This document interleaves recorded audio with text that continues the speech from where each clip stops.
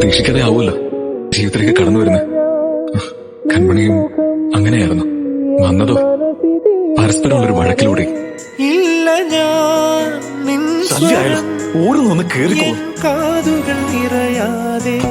ഞാൻ ഇത്രയും വെറുക്കുന്ന വേറൊരു പെണ്ണില്ല.